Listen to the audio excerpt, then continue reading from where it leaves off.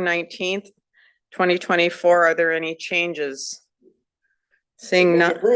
Thank you. Second. Great. Those in favor, I'm going to do it by voice if that's all right, since everyone is here. All those in favor say aye. Aye. Opposed? Great. Motion carries. I want to welcome President Burnt to the table. He's our Audit Committee liaison, and President Downs. Thank you both for being here. The next item of business is the audit plan update, and I'm going to turn it over to Amy Jorgensen. Thank you, Chair Erlandson. Appreciate it. We have one change to our audit plan for fiscal 2025. So in June of 2024, the Audit Committee and the Board approved our plan. What we'd like to do is swap out the Artificial Intelligence Readiness Assessment Project from the fiscal 2025 audit plan and add a policy 1B1, equal opportunity and non-discrimination in employment and education audit. After looking at how AI is being used across the system, we felt that it might be better to put that on the fiscal 26 audit plan. And there is some interest now that some fairly substantial changes have happened with 1B1 to understand how that policy is working across the system, if there's parity, if there's, if it's being applied consistently. So I'm asking for that substitution for the audit plan. Okay, do I have a motion for that? So moved. Second, great. All those in favor say aye. Aye. Motion carries. Excellent. All right, we're catching up. Next is the big moment, our second part of trends in higher education, and I'm going to turn it back to you. Thank you, Chair Erlandson. So I have with me 3 members of our CLA team. So Cook and Randy Romas, and they will be, we had them here in the fall to talk about trends in higher education part 1, and the board asked to have them come back. And so we did a little survey to see what topics are of most interest. And so that presentation, I think, will be kicked off by Don. Excellent. I just want to make sure, are there slides that we're putting up?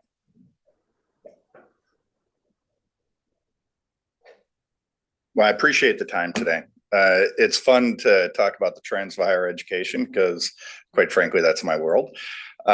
So is Randy and Liz. It was fun the last time. We're probably going to scare you again, and that's part of the fun as well. But it is, it's part of life. You have challenges, and you try to think about what are the opportunities. So I wanted to start the conversation with there are risks everywhere. There are challenges everywhere. The great institutions figure out how to take those challenges and turn them into opportunities. So I want you thinking about, as we talk about this, what can we do differently, or what do we want to do to respond to some of these risks? So keep that in your mind, because this is going to be an active session. This is not going to be us presenting at you. That isn't going to be beneficial to you. Like we did the last time, you guys love to talk, and I love to hear you. So be a part of the conversation. So I'll turn it over to the next slide. Is this working? Maybe not. Where do we point, Carrie?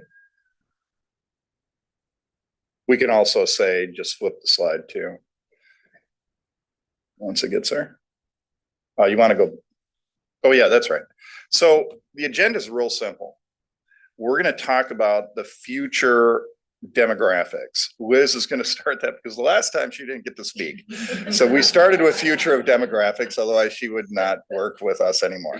So we're going to talk about that. I think there's some real interesting things you guys need to hear. And it's going to sound odd, but she's going to talk about how the for-profit industry kicks everybody's butt in this world, in admissions. I'm not talking about anything else, just admissions. Randy is our resident propeller head, I call him. He is all about cyber threats and how do you mitigate them. I'm going to talk about the odd conversation of what are the regulatory changes, because nobody really knows. But I'm going to go through a few of those and talk about what are the challenges, and then ask you, what do you want to do about it? As an institution, how are you going to move forward? Now, as Amy said, we sent you 25 subjects, right? Those subjects came from this. Your risks per Minnesota State's 2021 enterprise risk management. I'm just going to start with the most glaring thing that I see on this page. 2021. Anybody think of anything that's changed since 2021? I'm just going to tell you out loud, if there's something that you probably need to work on rather fast, is turning that to 2025. Because we use this to start with a base of what you're worried about. And then we doubled it, to be honest with you, with what we think is going on with the industry.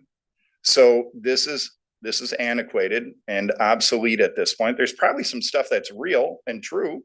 The cyber's on there. I probably would have put that in dark blue, but that's just me. But I think that's something that you have to consider as a change. And we're going to come back to that now. I'm going to ask a loaded question of Amy's. So I want to kick us off, and I'm going to turn it to Liz, because I love this subject. Liz and I just presented this to a group not a couple of weeks ago, and it really kind of twists your mind when you think about what other institutions are doing. So with that, we'll go future demographics.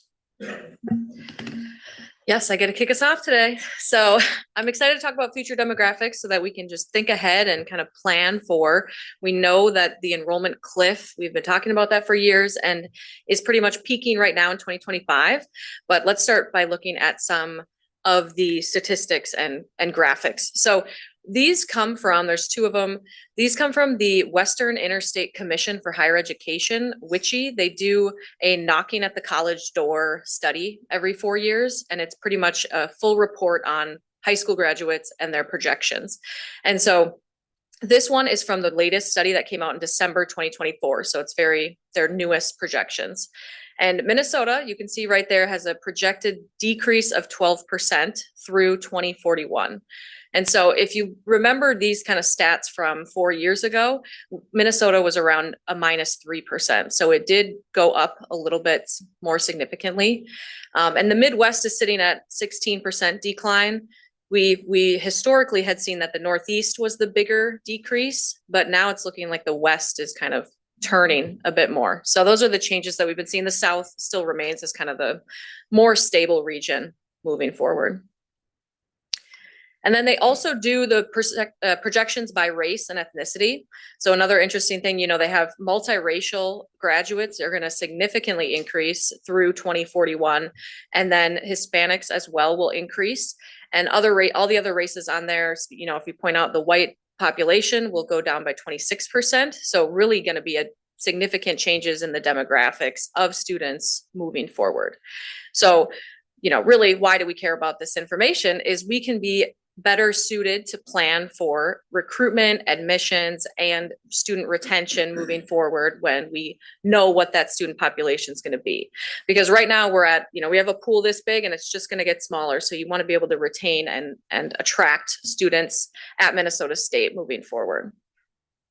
And so one of the things when Don and I were talking about admissions, Grand Canyon University is the poster child for strong admissions in they started as a for-profit institution way back in the day. In 2018, they technically switched over to be a nonprofit, but they're still operating their back room just like a for-profit institution. And so that's why they do have some disagreements with Department of Education on their status as well. But a little bit of history about them. They're known as the largest Christian nonprofit university in the US right now. And they have 100,000 students that are online and 25,000 that are in person.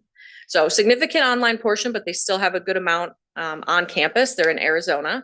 If you haven't been down there, Don and I were talking, if you actually drive by the campus, they've got barbed wire right around there. And they are attracting students. So they're keeping them safe in there. That's all. But they've kept their tuition and rates the same for 17 years in a row. So they've been trying to keep Christian education affordable. It's kind of one of their taglines that they have, but they're very good at admissions. So what they do is they'll use market analysis and AI, and they'll focus in on where can we, target the best students that'll bring us the biggest ROI. Where are we going to hit the right demographics? So one of the things that they'll do is they'll go into, Arizona high schools that are Christian high schools and really dive in and try to get students to come to GCU and then create this pipeline of alumni moving forward. So they take a lot of data analytics and market analysis and focus in on their admin efforts. And they also do homework when they're bringing students to campus. So they'll fly students in for tours. They'll look at their social media, they'll research their LinkedIn, and they'll make sure they know their interests and be able to talk to them and relate to them when they come on campus. Yeah. Just to give you an idea, so my daughter is now in college. She just started this last fall. When GCU was chasing her, they knew exactly the neighborhoods that they should be talking to go to GCU, literally down to neighborhoods. And they look at the high ROI through their data analytics, and then they call the students. And I know you're going to talk about it, so I'm not going to steal your thunder, but they literally fly every student in. My daughter had the chance to fly somewhere for a college because they really wanted her. It's awesome. Try to think of that as every student. It's crazy, but they have grown so wildly that, I think they're at 10 or 15,000 10 years ago. Yeah. They're over 120,000 in students.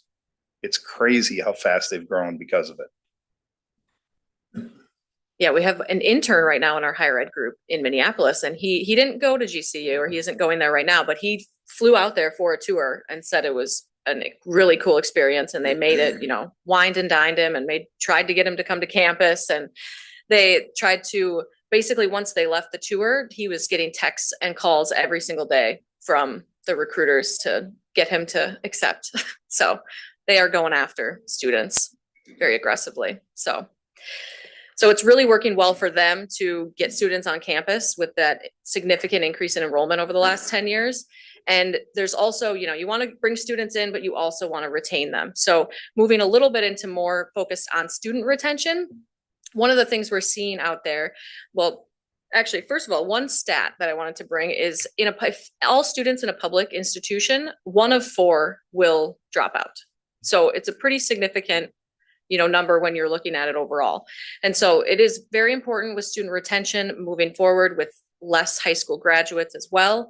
And schools out there are thinking more innovatively about how can they predict student attrition, how can they take a look at what data they have on students and really come up with something to have an early warning indicator of, okay, these students might be the ones having trouble and needing more help sooner in their process. And so they're taking a look at student behavior, their academic performance. They're looking at, are they engaged in school? Are they going to class? Are they participating in sports? If you live on campus, you're probably more likely to go to class than if you're 50 miles away at your parents' house. So they're taking a look at all these different things and creating, machine learning a model that'll help them predict and be able to intervene more effectively when students are kind of hitting those red flags. And then they can step in and give them more resources and things that they might need to retain that student. So that's one way that AI and kind of machine learning is coming in to help with student retention. There's also thinking about students and what they're saying about school. So I'm sure my experience during college is different than Don's and Randy's, and it's different than what's going on right now after COVID. So students are wanting different things throughout the generations, and we have to be able to, evolve and adjust with how academics are being taught, obviously with more online and things like that, but not just that, just making sure there's the right programs in place and enhancing the overall college experience.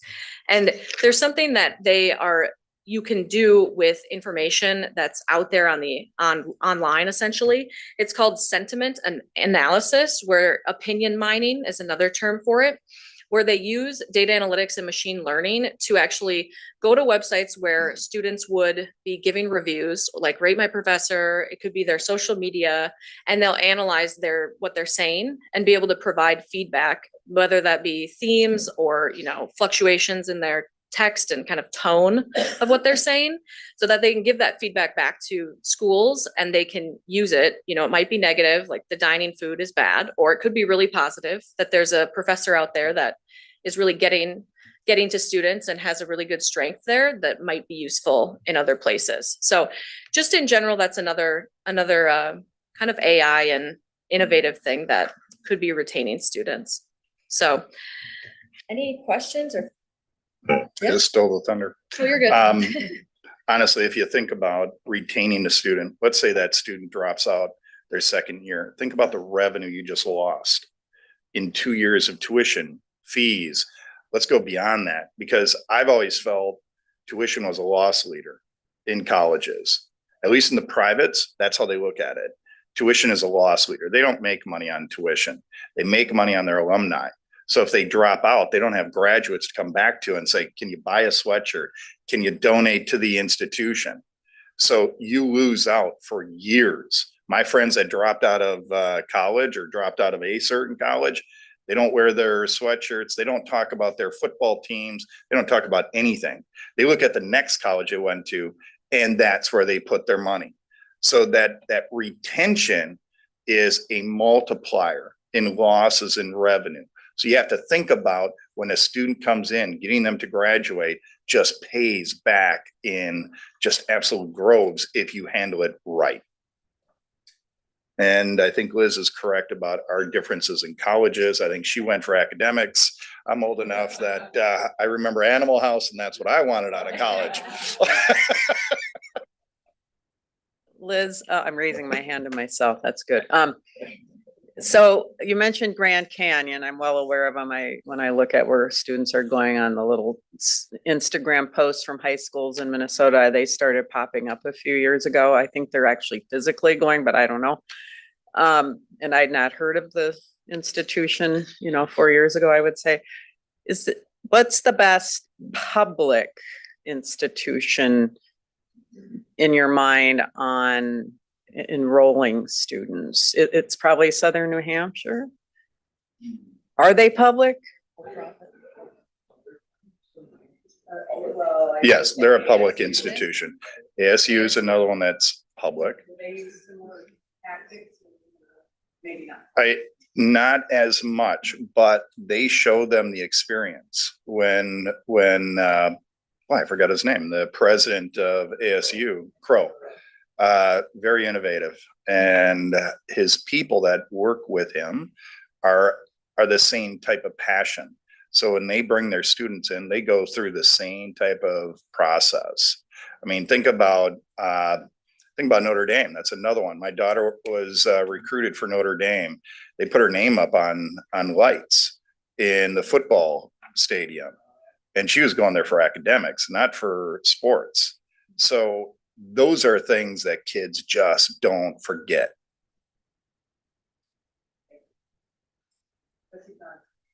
Thank you, Madam Chair. I didn't see anything particularly unusual in the strategies to keep students. So again, it seems to me whatever they're doing, however they're doing it, is different. I think many schools are doing the same things. Can you actually give us some retention data? So what is the fall to fall, first year student, second year student retention, and how does that compare to the online student retention? I'd just be curious to know.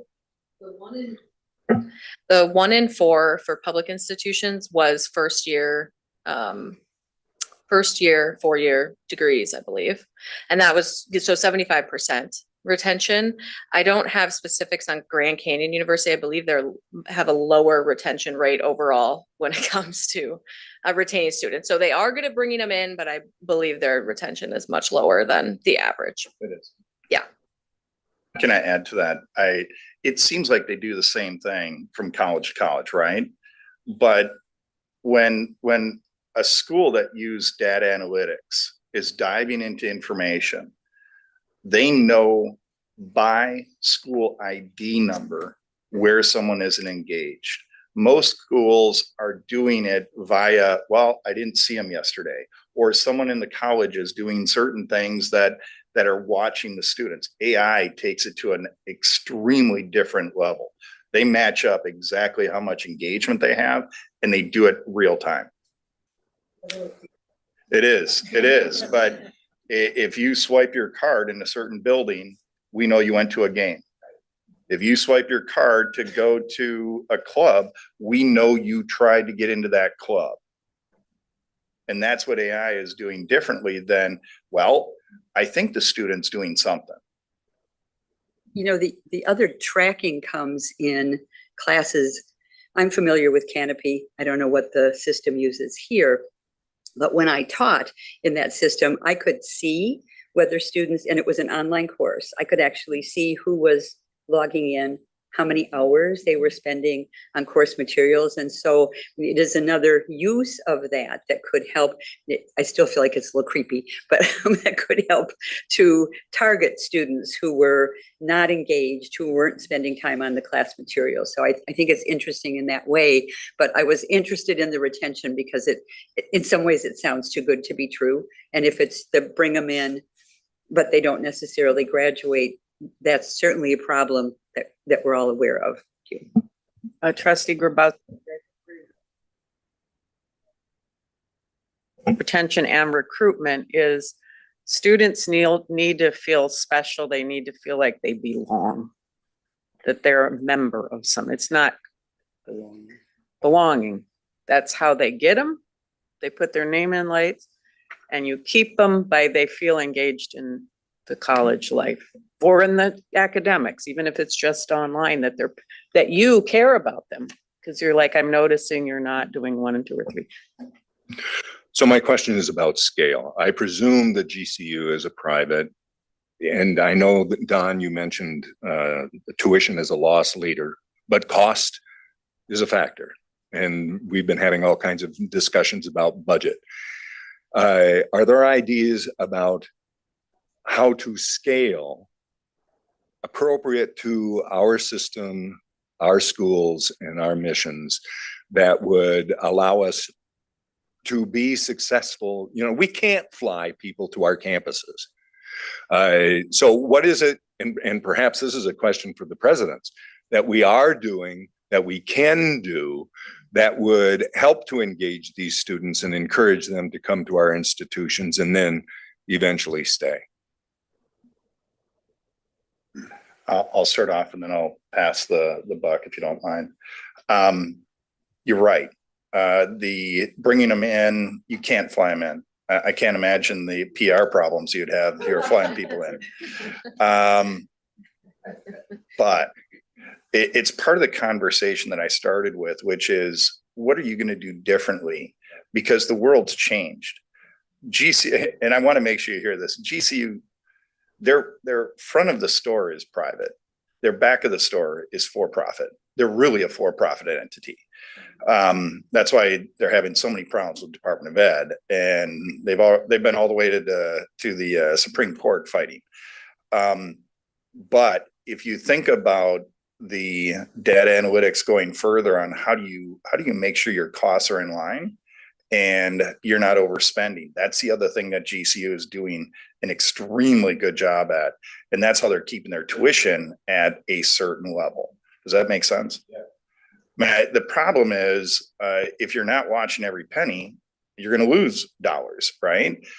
In the for-profit world, they don't. And the other thing that I want to mention, the federal government helped the for-profit world because they put in rules about engagement. And that was 10 years ago, that they couldn't charge people, they couldn't do certain things if there wasn't engagement during online. So they put systems in place, why Canopy is a system, to make sure they could track engagement. Otherwise, Department of Ed would pull that federal funds from them. So they became really good about who's engaged and who isn't, and then they blew it up. So I'll pass it to you. Morning. when you look at higher education, we have to, if you're a public, you have to act like a private, but we can't afford to fly students in. So as soon as you have contact with that student, you have to find out what the student's interested in, not just major, it's what they're interested in, clubs, organizations, they're interested in sports, the arts. So you do this kind of a profiling. I know that's not a popular word, but you build this data point for each student. So when they come to visit, you're trying to act like a private. We can't afford to fly them in. We can't afford to do a one-on-one. So we try and do smaller groups because it's all about relationship building and getting them to say to themselves, I can see myself here. So it's a little bit, okay, a lot of bit of psychology. So you take them on the tour, you have a student conducting the tour, so they build affect with a student, and then now they know one student, and hopefully they connected. And then you get them to meet other students. So if they're interested in the arts, and we're going to take them to an arts area, and hopefully they'll see students in an arts lab, and they'll say, hey, that's really cool. I didn't know you could do that with pottery. Absolutely. And now the student is connected with a student or another student. And then at the end of the day, we try and get them to say, in fact, I stop every group on campus that I see and say, welcome. And I say, at the end of the day, I want you to close your eyes and just ask yourself the question, can I see myself here? It's the method of intuition. You can have all the data analytics, but it's really the stomach that tells you whether they can fit or not. And if it's at least a neutral to positive, then we've got a chance. If it's an affective no, that's fine. You know, if we're not the place for you. But it's a real process, and it's really relationship building, getting them to see themselves here, what they might do here, how they might develop here, and also getting to think, you know, keep your eyes open, because you came in as this major, you may totally take a 90-degree turn. That's the whole point of higher education. That's the point of liberal arts, teach you how to think and really develop yourself as a human. So we try and present all these ideas to them in an hour. You know, good luck with that. Exactly. So it's a real process, but our process isn't flying them in. We can't afford that, but we have to act like a private, not a public, because of the affective that you build with them during their visit and after.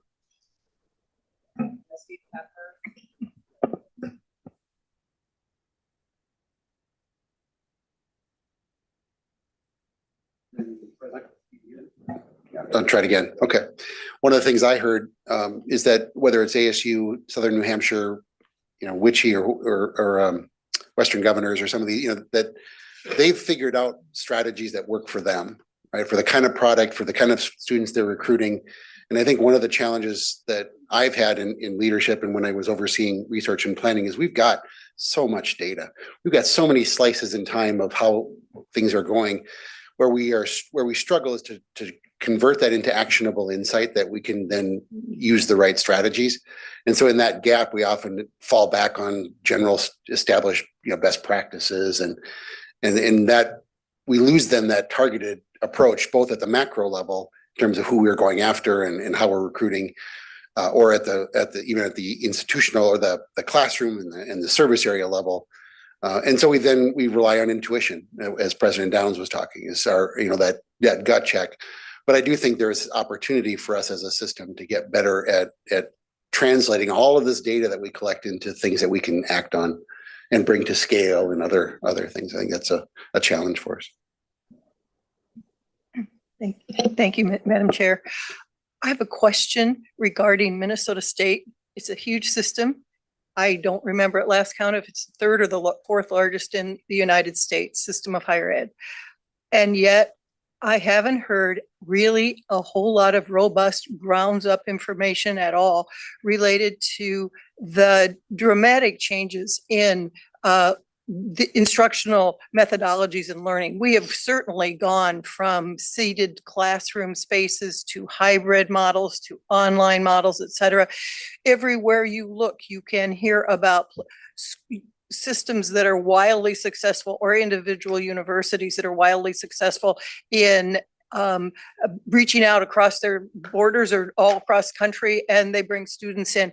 I don't know if that is something that we are seeing in Minnesota State. Do we have professors at any of our universities, any of our colleges who have a following of hundreds and hundreds of students from outside of the Minnesota borders? I don't know. I'd like to know. And if we don't, I'd like to know why not. It seems to me that we're letting a trend, I believe this conversation is about trends in what's going on, right? To me, that is one that is right out there. And it seems to me in a world of declining enrollments primarily because of demographic changes, et cetera. We have all of the pieces in a model. We already have a system. We already have so much information. We are putting a fortune into a computer system for our college and university system. Where is Minnesota State in reaching out to the entire universe of people that could be our learners? And thing that hit me when I got this into my head was talking about the airplane. And I'm thinking to myself, because me personally, I'm sorry, I really happen to love hybrid learning. It's sort of my thing. And when you talk about the need for the institutional loyalty to a particular campus or whatever else, I'd throw in plane flights. I'd have a week of online, whatever you might need. I mean, there's imagination out there for how we can conduct this. And I just want to know where Minnesota State is at looking way beyond what we're doing right now. Just a thought. Amy said we have to keep moving. So if anyone wants to respond to that quickly, they can, or the chancellor will ponder it and respond later. I'll turn it back to you guys. Let's go to the next subject where Randy gets to really scare. Thanks, Don. Appreciate that setup. Again, Randy Romas. My college experience was a little different too. I started out in athletics, and then a couple of years after that had to figure out how to kind of reorient. So my grandfather referred to me as a professional student. It took me a little while to get out of a large institution to our southeast. I was a high school science teacher for about 4 years. And in that period in the early 90s, I became a self-taught computer person. So I went from the person who, just like Don, can't print a document to save his life. He did not print these. She did. To the person who everybody turned to for help. So that's how I got here. I just had an aptitude and interest in this field of cybersecurity, which is really different than it was 25 years ago. It's pretty significantly different than it was even 5 or 10 years ago. And so I get the opportunity here to try and jam, we talk about this for 3 days into about 15 minutes.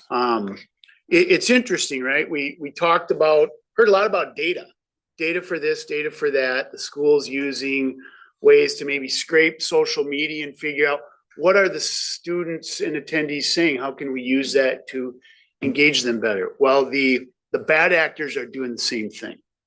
And so basically what's occurred over the last 15 years is the development of this underground black market economy to drive cyber fraud.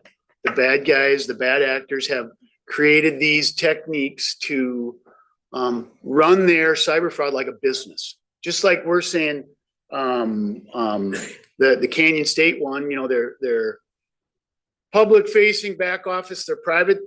These folks are building business models that look like our business models, and they're after data. They're after data they can monetize. They're after access, right? If I can steal Dawn's credentials and I can log into systems as Dawn, what can I do? I can do whatever Dawn is authorized to do. So if I turn that around and I go after the IT person, and I steal the IT person's credentials, I can do whatever the IT people can do. So it's all about access. It's about monetizing the access and the data. And then on their way out, when they're done, when they've milked us for everything they can, that's when they do things like ransomware. So this is kind of what we're up against. They're going to come at us with all these different types of things. We were talking out in the hallway with Melissa. She was talking about these, what look like newer or different approaches to stealing money out of institutions, right? We log in, we sign up for all this stuff, we wire money from A to B to C. And if the institution isn't on top of it right away, by the time the money hits bank B or bank C, it's gone, right? The big driver of that is the recent Power School breach, the great big breach that occurred. They got into this hosted vendor who has all this data. They took the data out. Now they start to build profiles of, here are people who can move funds. Here are people who can authorize funds. Here are people over associated with this financial institution. So they're using the same tools. They're using the AI and the machine learning to take these great big data sets that they've stolen and start to figure out, how can we monetize this? I got to remember my screen is not driving this. Where are our threat vectors to get at that data? Because again, the data and the access is the target. We have large, diverse environments, right? In this case, we've got a system office. We've got dozens of campuses, different degrees of connectivity, interconnectivity. We've got different campuses that while and this isn't just here, this is all, I could use the same example in a large multinational that's got a holding company in different business units. I can use the same example in a national or regional financial institution where they've got branches in Wisconsin and Minnesota and Iowa, right? There are pieces of this that are very common. So we've got these large diverse networks. They're not always well managed to standardization, right? This campus might be doing it different than that campus, different than that campus. The differences are where the soft spots are. The differences are where the bad actors can say, you know, these aren't consistent. Maybe there are exceptions in here that we can find a doorway in, right? More and more and more of our institutions are moving their stuff to the cloud, that magical, mythical place, right? We've been doing cloud computing for decades. It used to be a mainframe with a connection in, and then we go to the next iteration of this thing called Citrix, where we get these remote desktops, but they're sitting over here. Mm-hmm. It's just a new version of the same thing all over again. The pipes are bigger now. The bandwidth to get back and forth is bigger. They've got more processing power over there, but it's the same stuff. And then as we do more and more of this, we're inviting more and more vendors to come in and manage our stuff for us, right? We walk around this building and all the doors have the little card readers, green and red, green and red. Most places, parts of that are outsourced to the vendor. What does that mean? The vendor's got remote access in to help us manage this system. There will be elements of this that maybe we outsource parts of the monitoring to a third party. We don't have enough folks to monitor for failed door entries or failed login entries or failed access into the system. So we outsource that to a third party vendor who that's all they do. And supposedly they're better at it than we are. Well, if we're outsourcing it to them, they've got access into our stuff. And so this Internet of Things concept, right? Some of you can do the same thing, right? I can pull out my phone. I can look at the cameras at my house. I can open the garage door. I can turn on certain lights. I can do all kinds of things. In the business side, the vendors who are putting things in our network and mine, they're the same thing, right? And so there's a pendulum that's occurring here. That what is that? Fourth bullet says over in parentheses, over reliance on vendors. Well, we don't have enough IT folks with the right capabilities here. Let's outsource it to a vendor. We see this over longer periods of time. We outsource more and more to a vendor, and then we start to pull it back in. Why did we go to the vendor? We can't afford it. We don't have the expertise. They've got the new whiz-bang tools that work better, right? And then we find out that maybe it's not as cost-effective as we thought. Once you get into another vendor's cloud, it's really hard to get out, and they start to drive the costs up. And what was a cheaper option up front is no longer a cheaper option. It's harder to get out. And oh, by the way, how many other institutions do they serve? They've got 1,000 other institutions. How do you serve 1,000 institutions? You serve to the lowest common denominator. And so pretty soon, your needs up here are not getting met by them. That's what that whole fourth bullet's all about. So the bad actors are after access and data. We've got these issues here that are facilitating their ability to do it. And then we have this thing called email phishing. It is still a thing. It is not going away. Verizon tells us 2/3 of the breaches from the previous slide driven by organized crime. Verizon does an annual data breach report. They tell us something over 68% of the breaches have a root cause in a human element. Somebody did something to open the door to let the bad actors in, whether it was clicking on a link in an email, downloading and running a piece of code, or literally taking a phone call. Oh, this sounds like our IT folks. They need me to go to this website and open something up.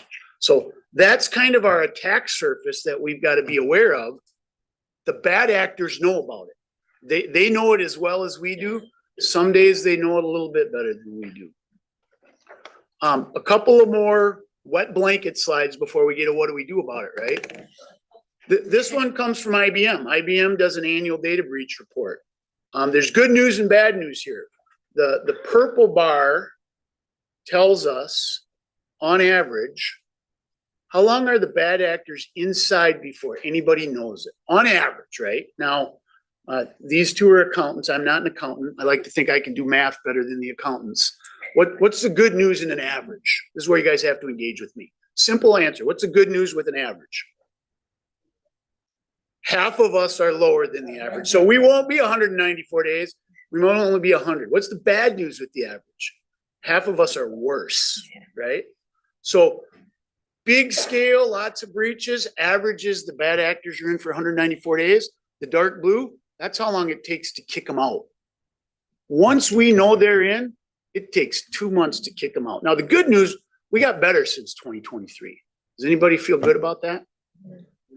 And again, you know, this comes from a different deck, but what are they doing for 194 days?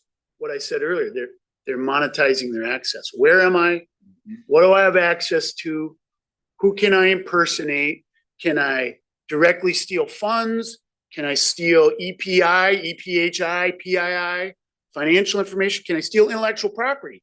Do you have any research going on that somebody might want to steal to monetize? That's what they're doing for 194 days. It costs a lot when it occurs. So from the IBM breach, you know, good news, education, we're down at the bottom there. Our average cost in 2024 in education was only $3.5 million. Only $3.5 million. That's dollars we pay. It's lost time. It's forensic investigations. It's changes in insurance. So these things cost a lot of money. Jump slides here. So what do we do about it? I heard Don talked about risk assessment. We all do risk assessment all the time. Most of the time it's intuitive and you don't even think about it. I'm coming across the street from the parking lot. Can I cross the street without getting run over by a car? That's risk assessment, right? In this context, we need to really fight to make sure we're not doing intuitive risk assessment and we're doing structured, disciplined risk assessment on a regular period. And the intent of doing that risk assessment is to challenge our assumptions and to make sure that we don't have people that are making risk-based decisions they don't think out loud that other people have a different perspective about. Once we've done that, we apply that to the supply chain. The vendors that we've outsourced all this to, the institutions probably have a reasonably good vendor management program. It usually only looks at the first step in the vendor chain. Almost all of those vendors now are highly dependent on somebody else. And so part of this maturation process is going to need to look at the second and third tiers. If MoveIt has a breach, it might directly affect you. It might affect the vendor who's serving you. Either way, it's your data. So we need to extend this look into the vendors. We need to make sure, as much as we can, we continue to move in a direction where we have consistent standards across the institutions. We also need to recognize they might need exceptions, but those exceptions need to be disciplined and acknowledged and explicit, not just assumed. And then we need to regularly test these systems, right? We're gonna, see here. Last slide, this actually, it's a summary of a different slide, but in that IBM data breach report, they talk about things that make breaches worse, and they talk about things that mitigate them or make them better. And on the left, if any of these things are occurring as part of the breach, your breach tends to be worse. Longer in duration, harder to kick them out, the cost goes up. If that breach is part of your third-party vendor management, your supply chain, your costs and your effort, your time is going to be worse. If you are in the midst of a cloud migration when the breach happens, you can just shut the doors, right? Those are really bad breaches, because when we do a cloud migration, we've typically stood down a lot of controls to get things moved and to make everything work. There's really good data that shows if you're not in compliance with the regulatory or governance frameworks that are applicable to you and you have a breach, it's probably in part because of that lack of alignment with that standard. And so while those things feel like they're a headache and they're a chain around our neck dragging us down, they're there for a very good reason. They're about establishing and maintaining those standards.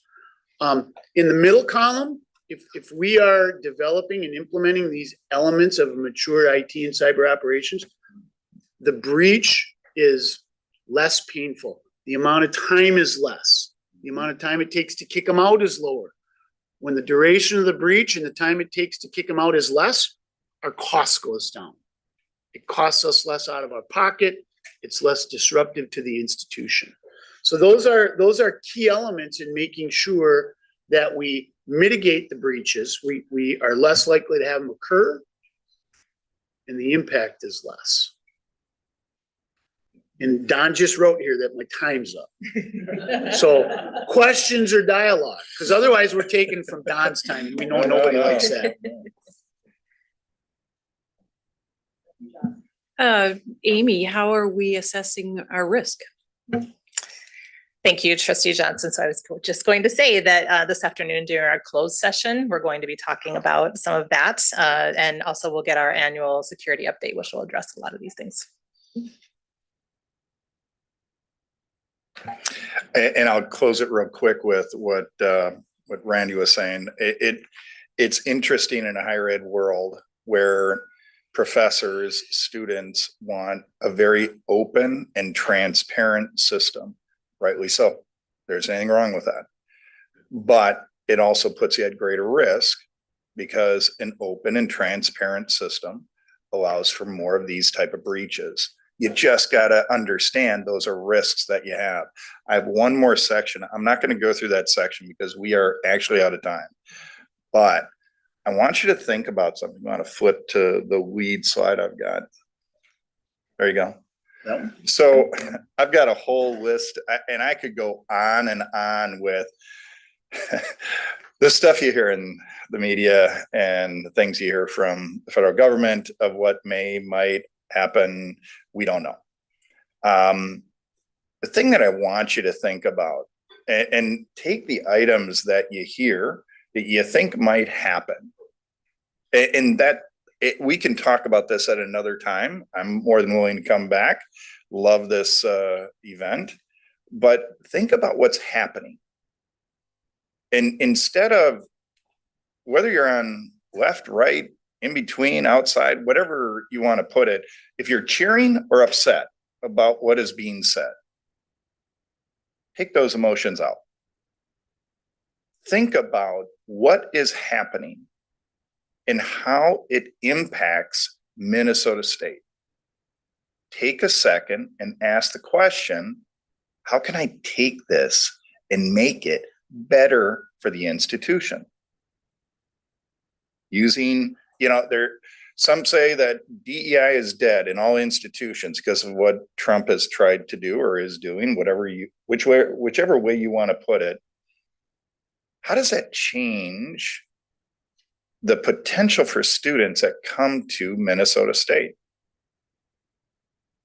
If there are certain communities that aren't getting the same, let's say, admissions in certain institutions that they once had.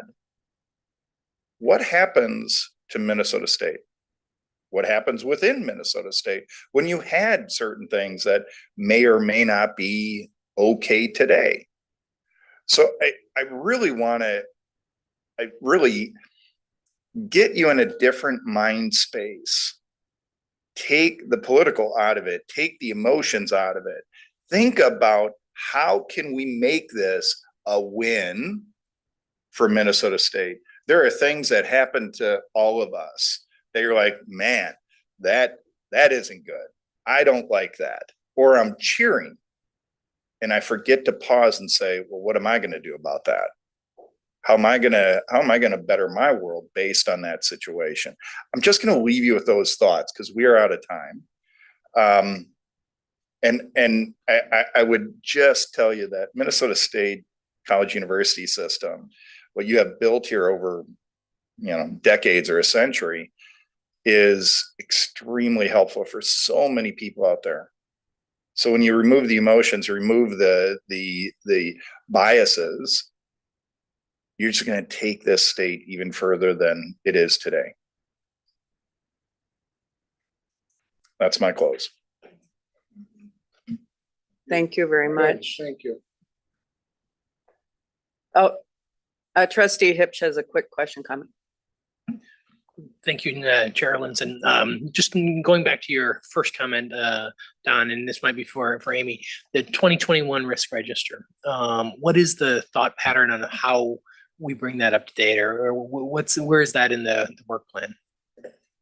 Thanks for that question, Trustee Hipsch. So we actually have a session that we're going to be presenting in May to the board around ERM and trying to get that jump started again, both at the board level, at system office level, campus level. And so I don't want you to think that 2021 was the last time we did ERM work, because that's not 100% true. There's been work that's been happening in the meantime. So it's not going to be a start from zero type of approach, but I think it's more of a how do we take those risks that we're seeing here in the, in the current environment, and how do we fold those in and become as up to date as we can with our risk register?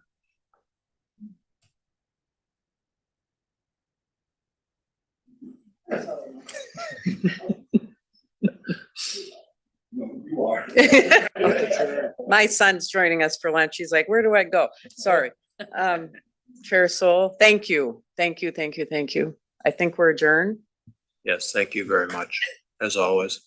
Yeah, lunch is out and to the left past the restrooms in 329, and we'll reconvene at 12:45. Is it okay to leave stuff in here? I think so.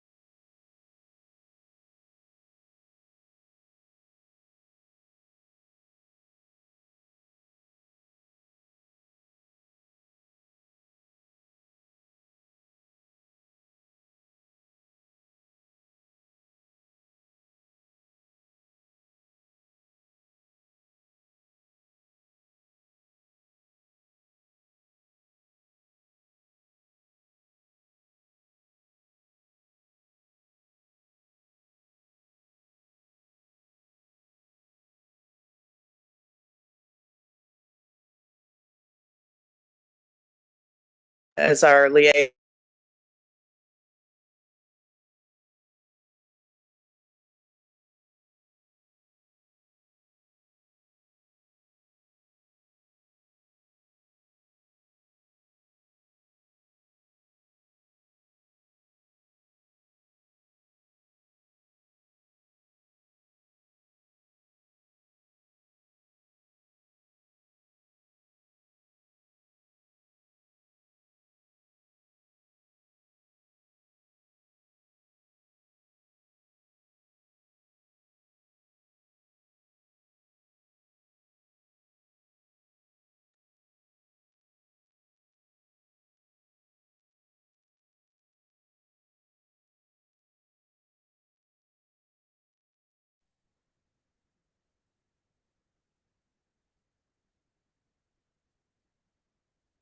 Is the proposed amendment to board policy 8.3, college and university related foundations, a second reading.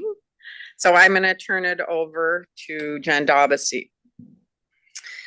Trustee Erlinson, Trustee Sharon, Chair Soul and Outreach and Engagement Committee. This is a second reading for Board Policy 8.3, College and University Related Foundations.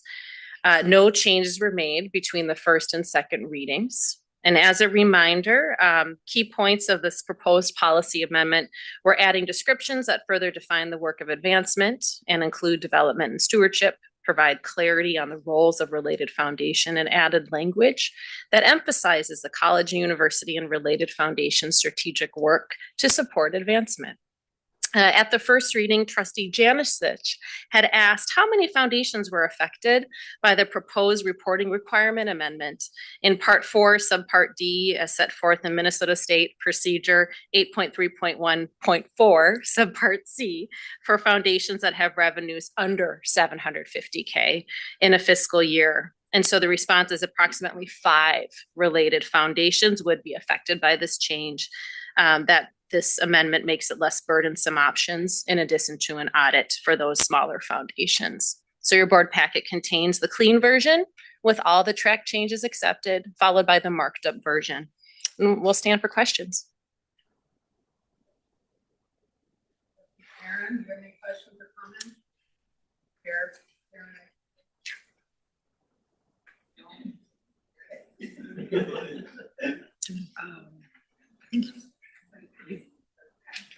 Right, so you have to vote on it. We need to vote. Yeah, okay. I would entertain a motion on this. Trustee moved. I'll second.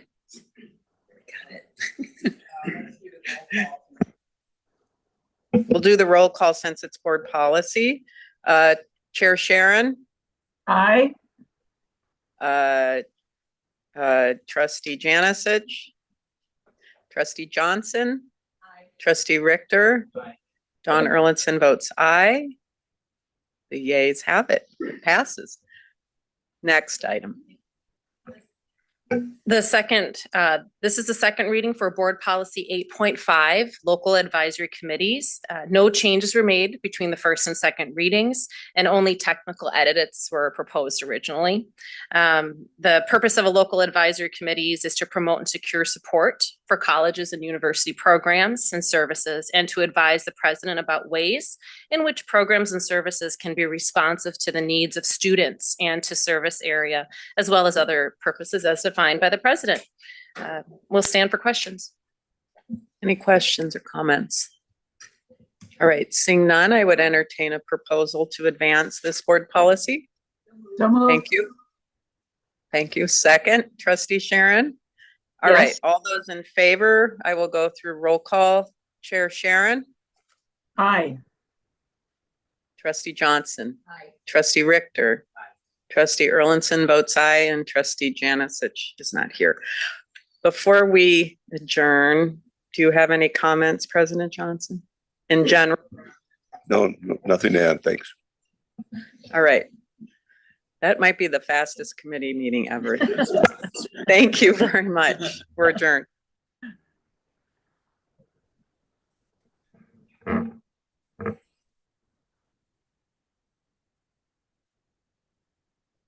With that, I'll call the meeting of the Workforce and Organizational Effectiveness Committee to order and invite Vice Chancellor Davis to come to the table.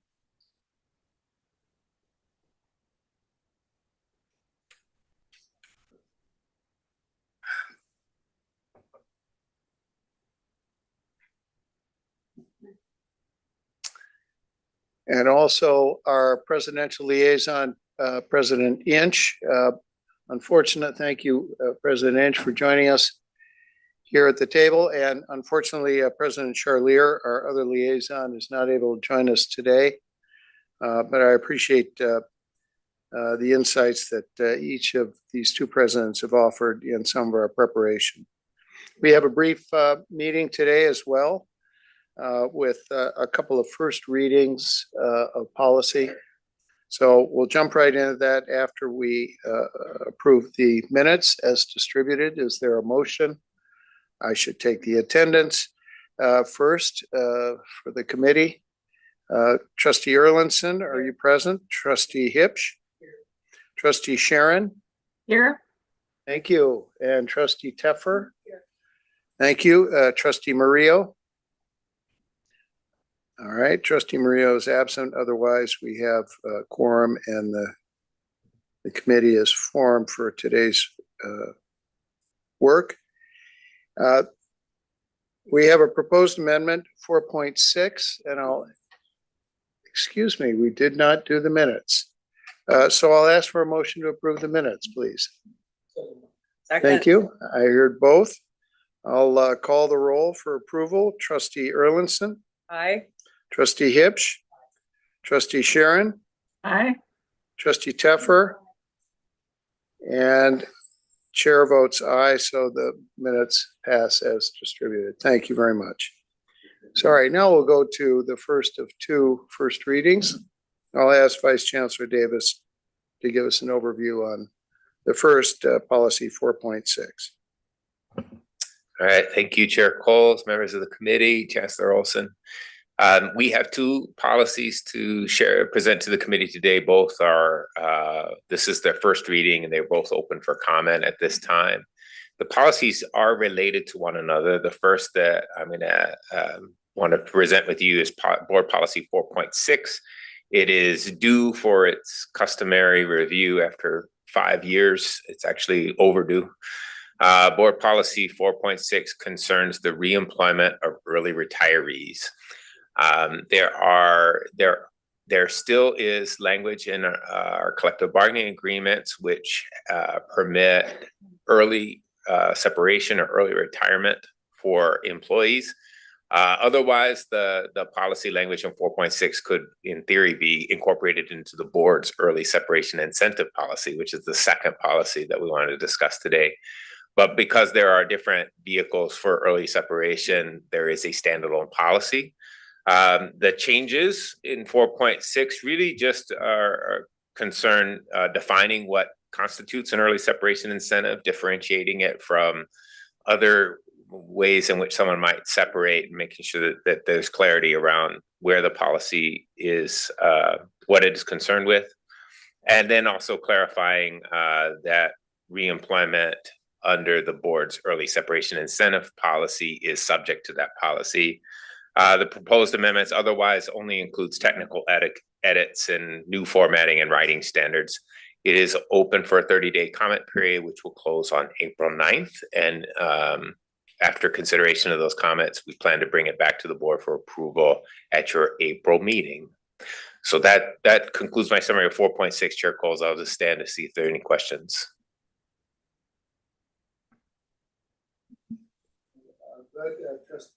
Trustee Teffer?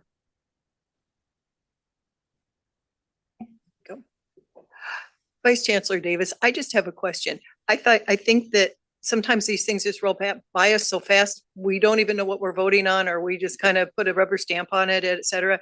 And so I was wondering if you could just do this for me. If you could just make up a person, make up a role, make up a job, and talk about the employment of early retirees, the reemployment of an early retiree. Just make up a professor who does this so that we can understand what exactly this policy is about. Thank you.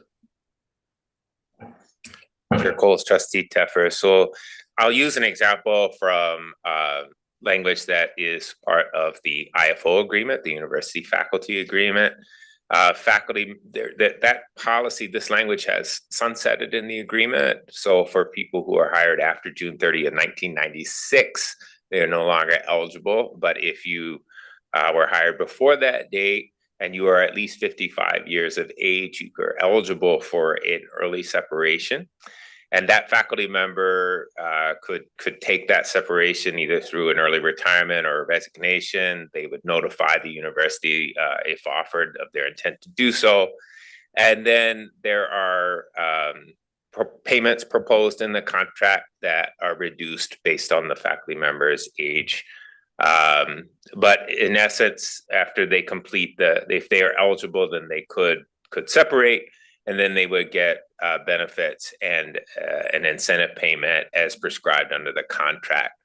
What Board Policy 4.6 would concern itself with is the prohibition on reemployment of the person who accepts the incentive. So one of the conditions of accepting the incentive is that you would separate from employment and you would not be considered for reemployment except under extraordinary circumstances. I don't know if my President Inch, I don't want to put you on the spot, but if you want to comment on that particular, idea, most retirees now are going to separate under the board incentive. Correct. Yeah. President Inch, I saw your light was turned on.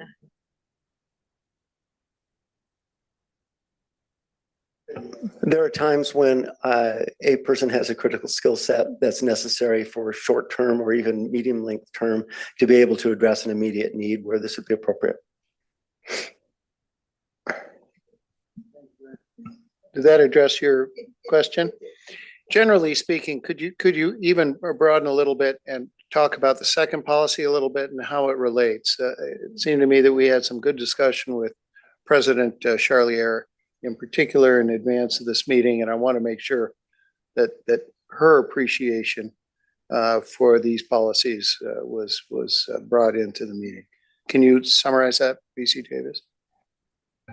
Chair Coles, trustees. So the second policy that is up for its first reading with the board is Board Policy 4.11. It is the board's early separation incentive policy. It gets a lot of use across our system. It is proposed by the president, or in the case of the system office, the chancellor, who can offer an incentive to eligible people on their campus to take an early separation. And presidents use these early separation incentives as a way to manage the size of their workforce. There are a variety of reasons why you might use it. Most commonly would be to reduce payroll and salary and benefit obligations in future years by incenting the early separation or early retirement of someone who is eligible, and sort of right sizing their workforce accordingly. And so 4.11 in its relationship to 4.6 is really its standalone policy. It has its own terms and conditions around when someone who accepts the incentive, for example, could be reemployed. And so the reason 4.6 stands alone is there are other vehicles for early separation, but otherwise 4.11 is complete in itself. And what we have proposed to do in this first reading and invite comments until April 9th in the same comment period is, in addition to updating technical changes, formatting and writing changes, we have put into place some language that clarifies how the incentive is processed, the process that it follows. Currently, Vice Chancellor Mackey and I both review the policy for completeness and make sure that it adheres to the goals specified in the policy for what an incentive can be offered for. That would be codified into the policy if the board takes action on it next month. There are other pieces that I want to talk about. We made a change to the amount and the form of the incentive in response to feedback we've received from presidents. Currently, the incentive is usually divided in some percentage way between a healthcare savings plan, which is exempt from taxes and is intended to be a bridge to someone's eligibility for Medicare or other health plans, and a certain amount in cash. And what we aim to do is simplify and give presidents more tools when they design an incentive plan so that they could offer an incentive that is, in one instance, 100% cash. In another, it could be 75% cash, 25% directed to a healthcare savings plan. It could be 50-50. It could be the mirror image of the former. So 25% cash, 75% healthcare savings, or you could design an incentive in which 100% of the incentive is paid into a healthcare savings plan. So we're giving folks a few more tools in order to target the incentive to the people that, you know, they think it would hold the most appeal for them.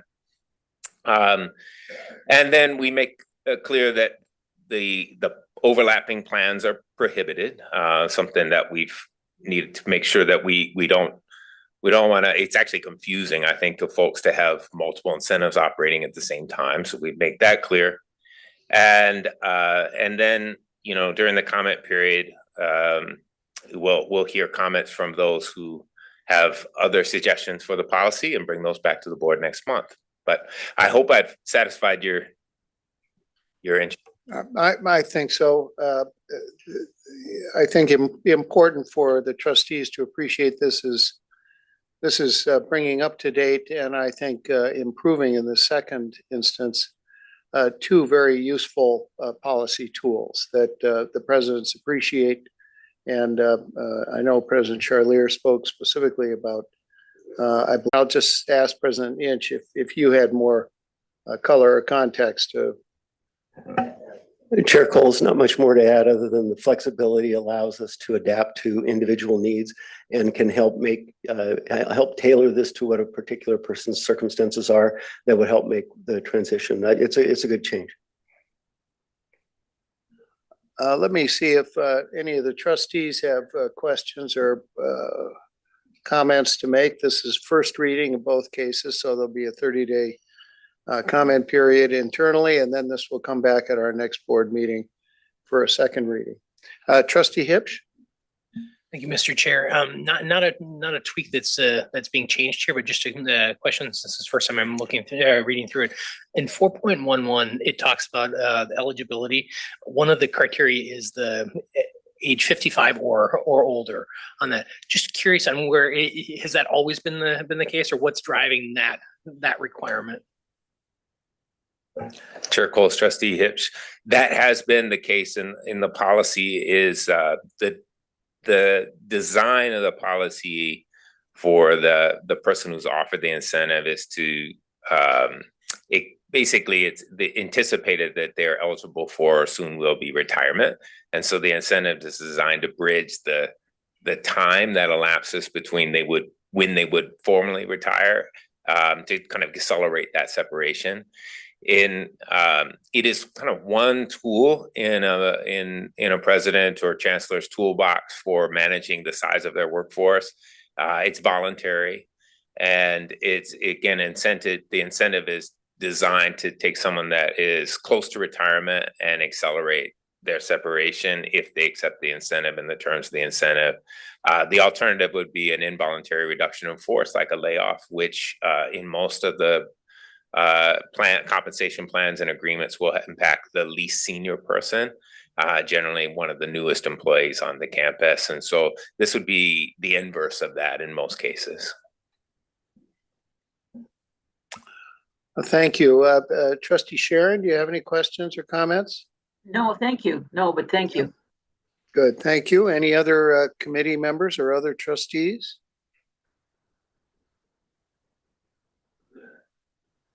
All right, well, seeing none, this has been a first reading of policy 4.6 and policy 4.11. They'll be coming back to us next month. And with no other business, I will adjourn this meeting of the Workforce and Organizational Effectiveness Committee. Thank you.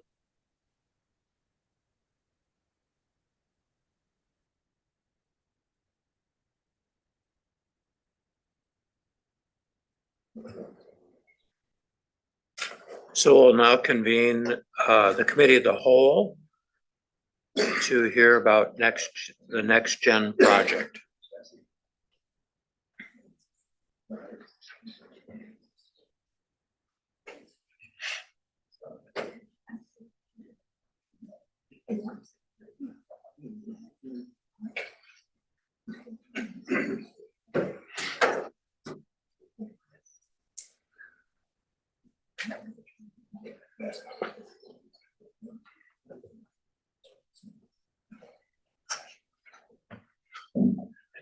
So we have a full house of speakers here. I don't know who's going to start out, but I would just respectfully request that you remember that we are lay people. We are not auditors. We are not IT professionals, with some exceptions. And please talk to us in terms that we can understand. Thank you. Thank you, Chair Soul. So my part is very lay agenda here. So I just want to talk a little bit about how the meeting is going to go. We'll do our NextGen project risk review. And I've got Mike Cullen here to do that. And then there'll be an HCM and finance update, which I'm assuming my colleagues, Vice Chancellors Davis and Mackey will handle, and then a student update. And so I'm assuming Senior Vice Chancellor Satasha Green-Steven and Vice Chancellor Bailey will handle, and then also the project budget. So we want to start off with the project risk review. This is our checkpoint number 14. So I'm not sure if this is working or if it's not. Next slide. Next slide, please. All right, so I'm just going to talk about this briefly, and then I'll turn this over to Mike.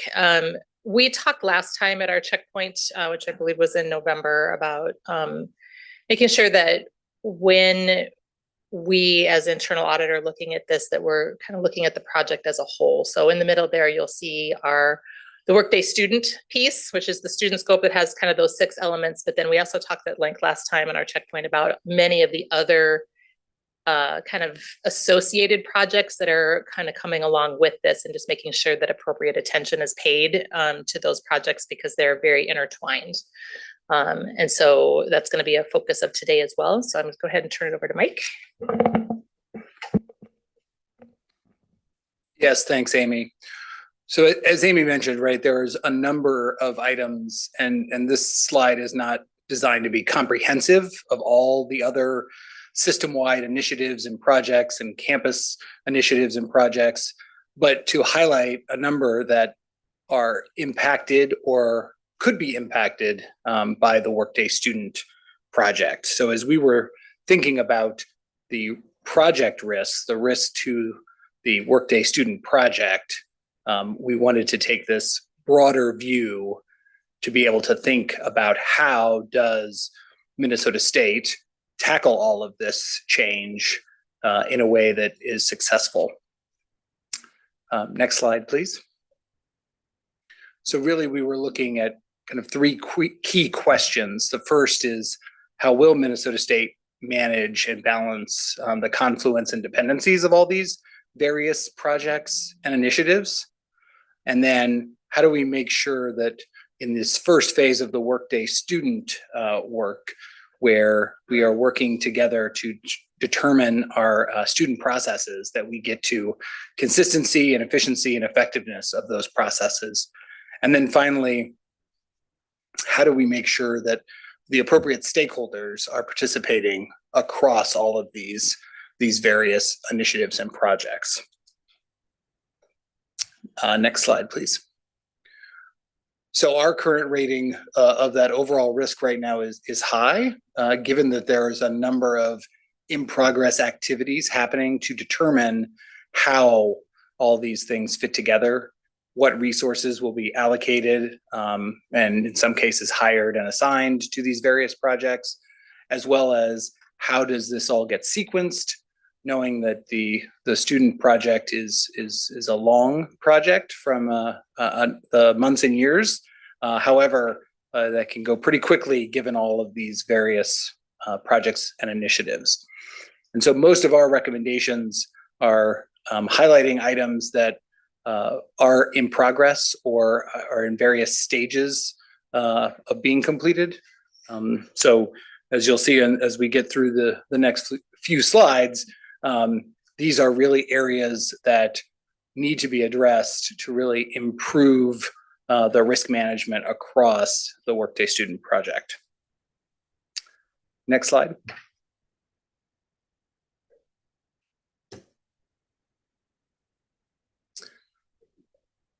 So from the 4 areas that we look at in our project risk review, we'll have recommendations related to project governance and management, organizational change management, and then stakeholder involvement. So the first and main recommendation is really to finalize this roadmap of how all these pieces fit together between the Workday student and its in-scope areas, as well as these other connected projects and initiatives, such as faculty workload management, constituent relationship management or CRM, data warehouse, identity management, all sorts of numerous other ASA-related initiatives, all which again, in some ways impact the same people, the same resources. People resources have to be involved, as well as obviously there are dependencies and downstream impacts of all these things that need to be worked out. And so as we were doing our work, that is the roadmap is in progress of being built by Minnesota State. So are you saying that we need a plan for how all of these softwares connect and exchange data? Not just Yes, Chair Sewell, not just the software, but all of the various project initiative, people, time, and efforts connect. So, for example, the choosing a CRM platform or maybe a few CRM platforms that the system would like to standardize. There is the ability to choose that ahead of time and implement that before Workday Student. There is the opportunity to do it simultaneously or potentially after. And understanding how that would fit best with all of the other work going on, and not only budgets, but also the people aspect is really what we're getting at, is that plan of how to focus and get all of those things aligned appropriately given the resources.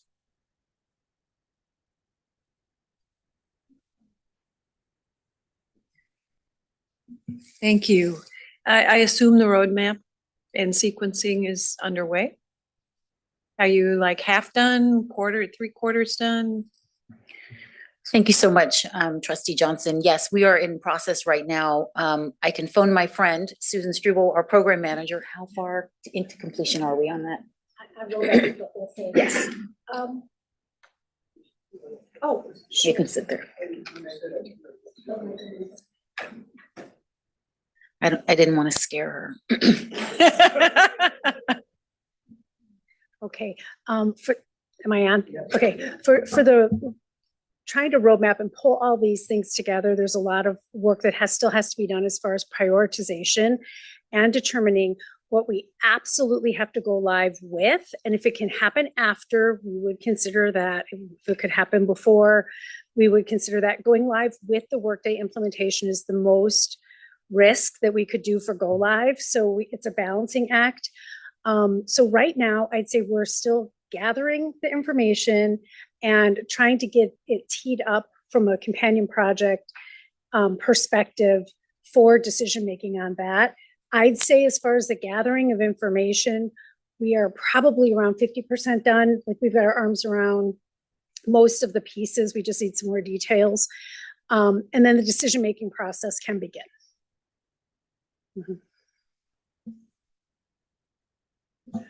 Thank you, Mr. Chair. Great question, Trustee Johnson. Just a follow up to that, and since you're here. So back to that slide with all the boxes, is it your job to coordinate all those boxes? That's an excellent question. Thank you so much. It's a team effort. And the final decisions will come from the vice chancellors, but it is my job to make sure that it's teed up and that all the key information is laid out in front of them so that they can make a very informed decision, including risks to to the student implementation, risk to platform, and all the benefits that come with those implementations of items. Just another quick follow-up, Mr. Chair. Thank you for doing that.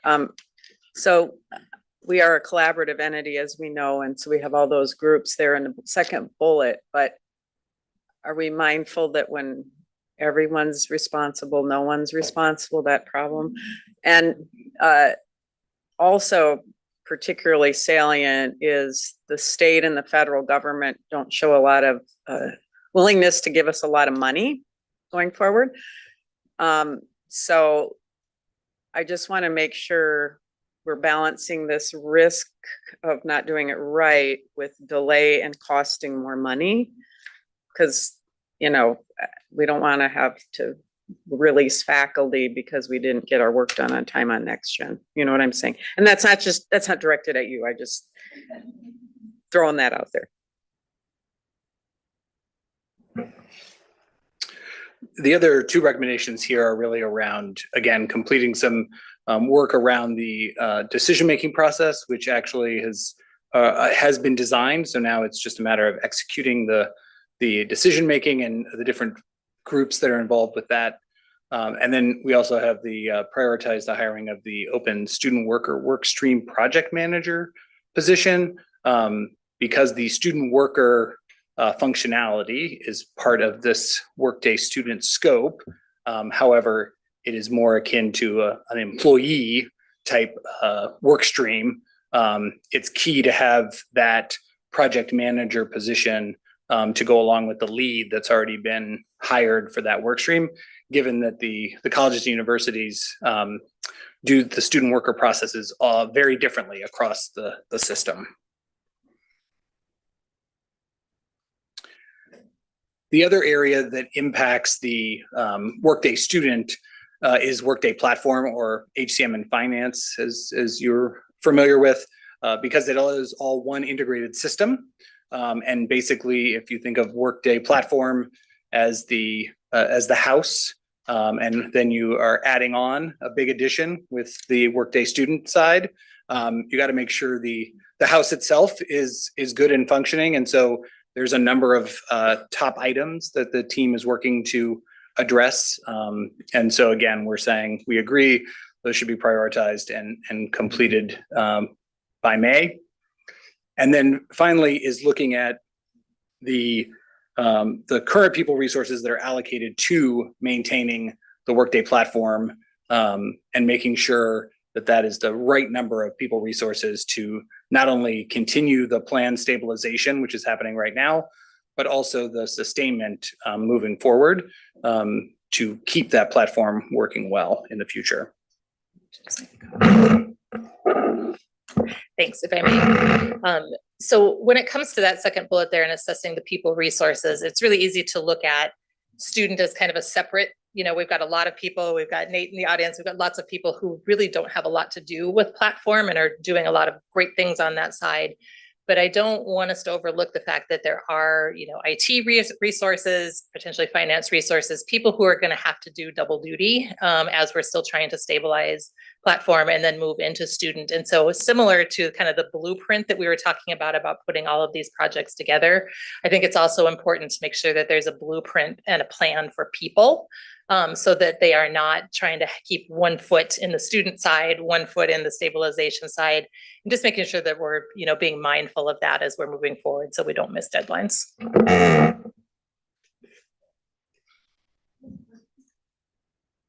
So what will it stabilize is an important word. We're not stable yet with finance and HR.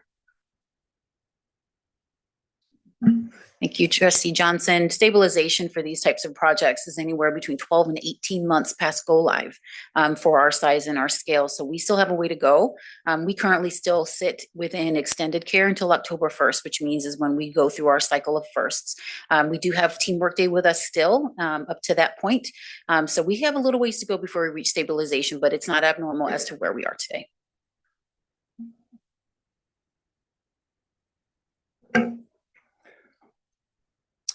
The second area we have recommendations on is organizational change management. So this is the ability of Minnesota State as a whole, from faculty, staff, students, everyone, to obviously take on the changes that have come, obviously from Workday already for the platform side, but then looking forward through student.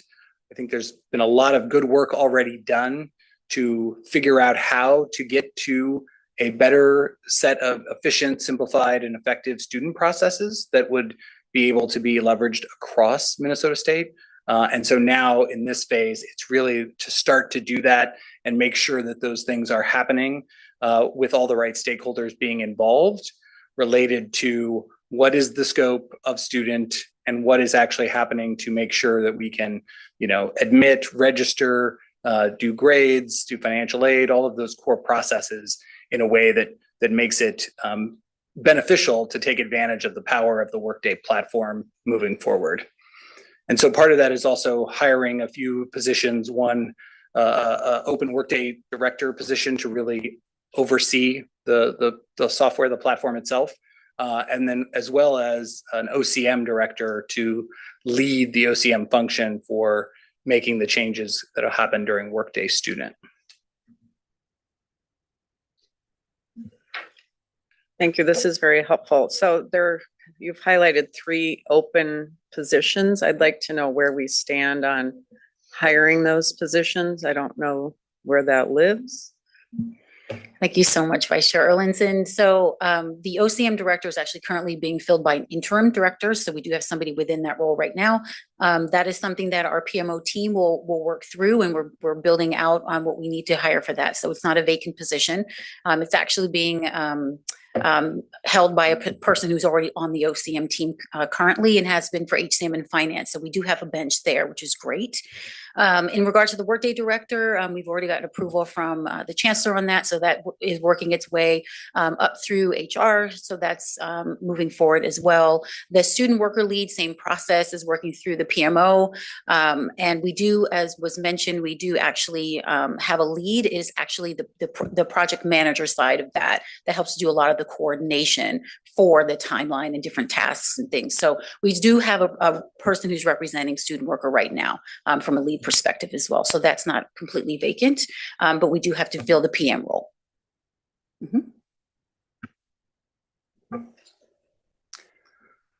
And then our last area of recommendation is stakeholder involvement. And when we made this recommendation was prior to the last steering committee for the NextGen project. And so happy to report that the committee has added additional presidential representation, as well as additional student process representation from ASA, and is considering additional campus representatives for future phases of the Workday Student Project. So those are the areas of recommendation specific to Workday Student. But as we were doing our work, and given what we started talking about at the beginning of the presentation with all these various connected and dependent projects and initiatives, we thought it appropriate to recommend that Minnesota State consider the creation of kind of 2 functions. One is a system-wide project management officer function, and the second would be a system-wide organizational change management officer function. Really, given the fact that you are Trustee Erlinson's question earlier around who's coordinating all of this stuff and making sure that we have all the right people involved, and that is something that's obviously very difficult for an organization of the size of Minnesota State. But given Workday Student obviously will impact everyone, and all of these connected projects, it impact different constituency groups in different ways and at different times. Both just the coordination to make sure that folks know what's going on, as well as the change management, because we'll be asking obviously students and faculty and staff to make large changes in how they operate, not just for Workday Student, but some of these other connected projects as well.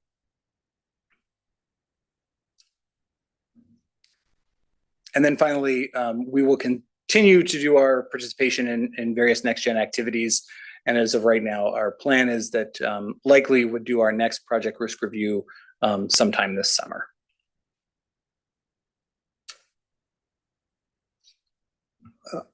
If I may, in terms of the system-wide project management office and organizational change management, is there early thinking as to where that office or platform might be located in not so much space, but in reporting, responsibility and oversight? I will take that question as well, Trustee Coles. The answer to that is yes. We're in our beginning phases of conversation with the chancellor around what that might look like. The good news is we've got lots of great resources that sit within all of the vice chancellor areas around project management.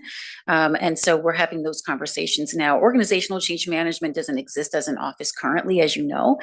So we need to have more in-depth conversations and understand what the vision might need to look like. But yes, those conversations are happening now. Yeah. Can I ask a follow-up? Thank you, Mr. Chair. So on the organizational change, thank you for bringing these recommendations forward. In hindsight, if we had had these two types of offices, do we think it would have made finance and HR or a smoother implementation? Is that the way? I will take that question as well, Vice Chair Erlinson. I couldn't tell you if it would have made it smoother. What my vantage point would be is that those offices are robust and sit within the project and have been since inception. So certainly we'd all love more folks to be added to the project, but I would say I think we fared pretty well having those baked into the project, as we will continue to do so. I think the conversation has come up as we reach sustainment for HCM and finance to say, where does this best sit? So that way we can service the entire system and not just the system office and not just IT, but we want to be able to service the entire system. There are many initiatives that are happening, more specifically, quite a number in my colleague, Senior Vice Chancellor Green Stevens area that are ongoing and that really need some strong project management and change management support. So again, that's where we have a lot of the support. They exist within our areas, but how we do that together in a more intentional way, or those are the conversations that we're having with the Chancellor.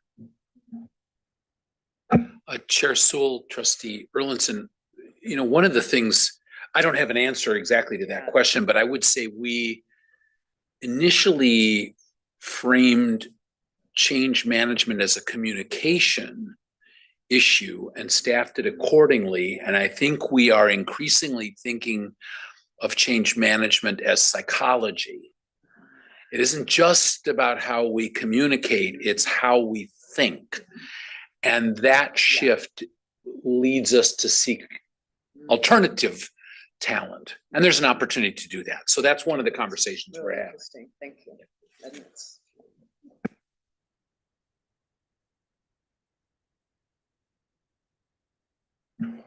Okay, if we're ready, Chair Sewell, we'll move over to can I actually have the clicker if you don't mind? Thank you. All right, I'm going to kick us off. Then we'll have Vice Chancellor Davis and then Vice Chancellor Mackey. And then I will switch seats with my colleague, Senior Vice Chancellor Green Stevens, who will help us with student. But as you know, what you see here on the screen are our strategy and objectives, and I always call them our mission items. Why are we doing this work? I won't read them all to you, but this is, we took an opportunity to really think about these again for student, and these are really the goals that we're trying to achieve with the implementation of NextGen. So those are our mission items. These are our guiding principles, and these are items that we really need to lean into day to day as we do our work, reminding ourselves, what are we after? What are we trying to accomplish here? So these are some of those items here. There are 10 of them. I think one of the most important ones are operating as a system, right? Otherwise known as systemness, as we frequently call it as well. I think one of the most important pieces is challenging the status quo, right? So how do we not say, well, that's the way we've always done it, and that seems easiest for us to do, but how do we push ourselves to engage in a bit differently with the technology? So those are the items that we continue to lean on every day. We will use these continually in every one of our PowerPoint presentations and use these as we move forward again, even with students. So with that, We're going to move over to HCM and finance. We're going to start out with Vice Chancellor Davis. There are 5 items here. There are top 5 items that specifically impact our campuses. No, there's many, many more items besides these 5 items, but these are our top items that we will address with you, and we'll let you give you all an understanding of how we're remediating those items on the next slide. So I'm going to pass it over to Vice Chancellor Davis. All right, thank you, Vice Chancellor Bailey. I will quickly add, Trustee Erlinson, to your question. I'm sit at this table a bit cynical that an OCM and a project management office would have made HCM finance go on time. The biggest barrier from this guy's perspective was the lack of a working integration with Semaphore, and not being able to integrate with the state meant payroll was impossible. In terms of HCM, work continues to identify defects and missed requirements on critical processes and integrations. We are also identifying and replicating reports that either don't exist or have missed requirements in Workday. And so that's really where our team is focused today. One of the key integrations that we are concerned with is integration 93, or Semaphore out. We have a number of change requests that we're working on right now to correct issues with recognizing multiple job records, for example, of employees who have multiple jobs in our system under a single position control number, and then correcting that logic so that there isn't an incorrect payment or benefit assignment to that employee. We also need to upgrade our position file update. So this would be the flow of position data between the state system, Semaphore, and Workday.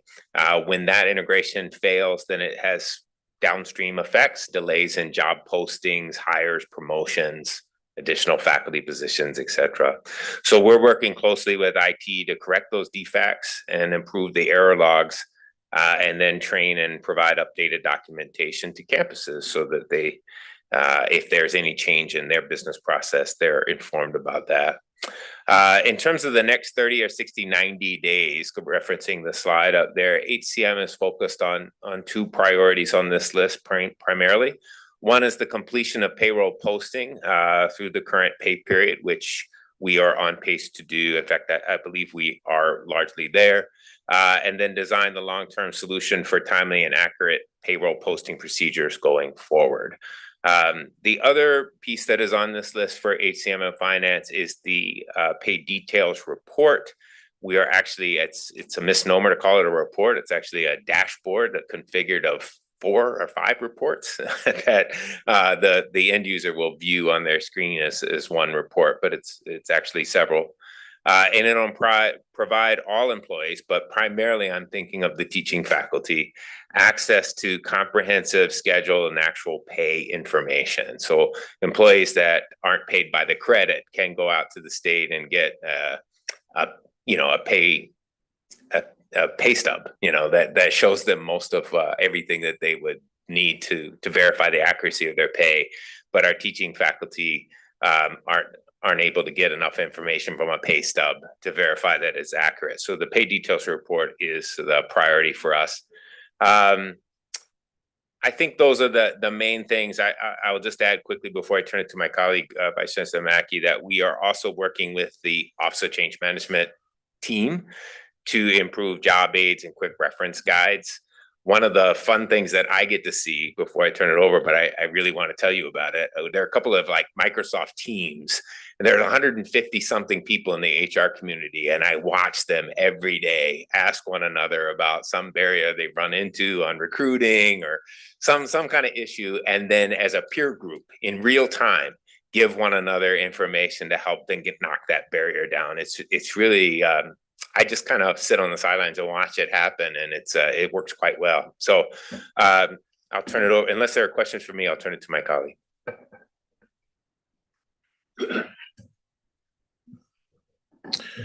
Thank you. I'll address the finance priorities in the top 5. I would just, like to make a few comments before that. One of the things that we wrestle with on a day-to-day basis with what's on this top 5 is evaluating, where there's risk of what areas need to be prioritized, and that risk changes as time goes on. We're getting closer to the fourth quarter of the fiscal year right now. So as we think about June and ending the fiscal year, that impacts how we're looking at prioritizing some of the work.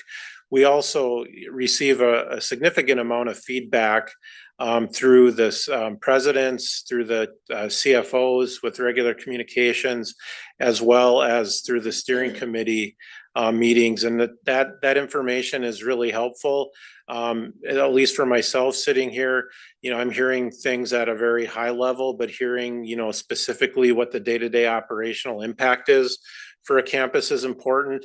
And some of the issues that are, I would say, issues that cause more time or might be more nuisance issues may need to take a back seat to addressing some of those higher risk issues that need to happen over the next few months. So we continue to work through refining this list on a very regular basis. And these categories are really broad. Some of the tasks under each one of these issues are very deep, especially the cash management one. I'll start with the e-builder integration one. That one has been an issue since we went live. We continue to have some challenges working with the third party that manages that system. We're down to essentially a couple areas where integrations are giving us struggles still with payment applications and change orders. We have some very complex workarounds in place so we can keep doing business. However, we're working with Team Workday, we're working with our internal IT staff and with the vendor to bring some closure to this so we can continue moving forward with this, and even hoping that maybe there'll be a lot more projects that we'll need to implement if the legislature does a bonding bill this spring. The other 3 items are really all interrelated in some ways. So the Vice Chancellor Davis mentioned payroll posting, and there's been some great news and great work in that. The plan that was laid out in December to get caught up has been successfully implemented. We're now, making sure that the payroll is being posted to the correct accounts.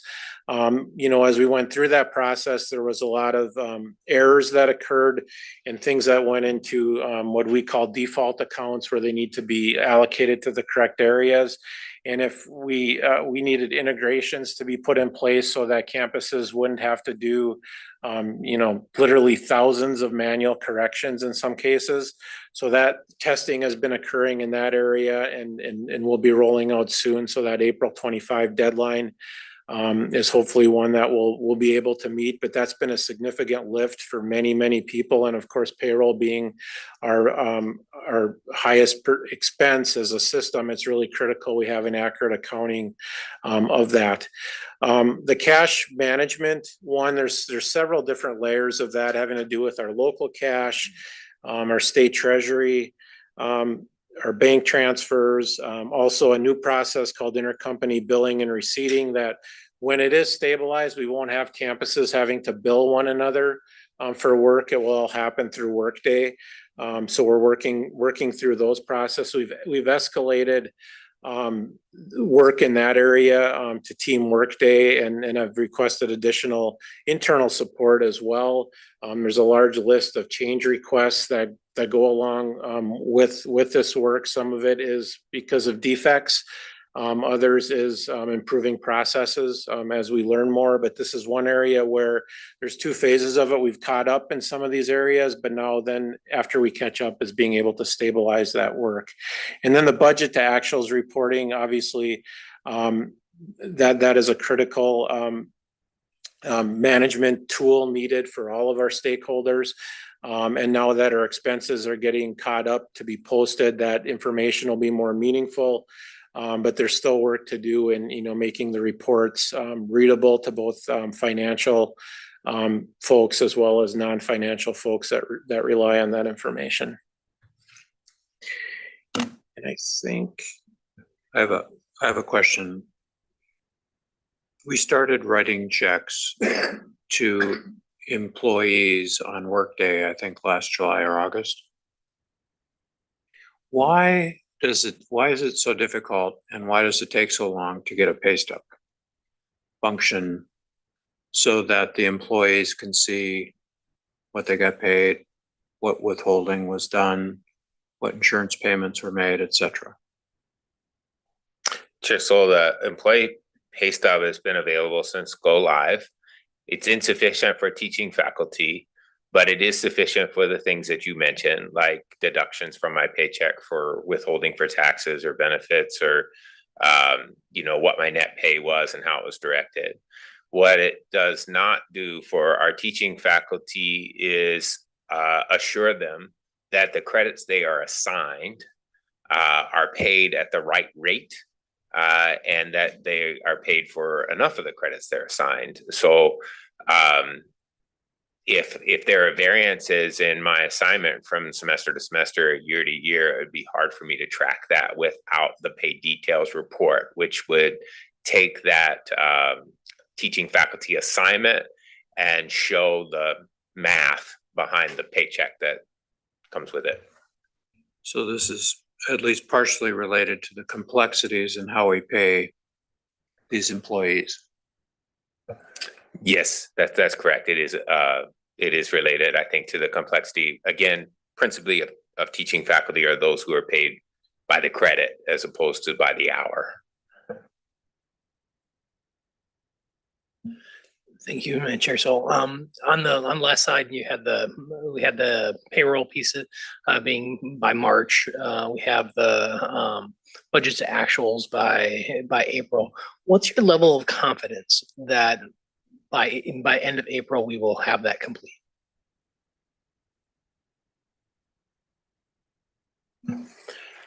Chair Sol, Trustee Hipsch, I would say fairly high level of confidence based on the progress that was made, but with the plan that was put in place in December and how we've been able to stay on course with that plan since then, that those timelines are reasonable.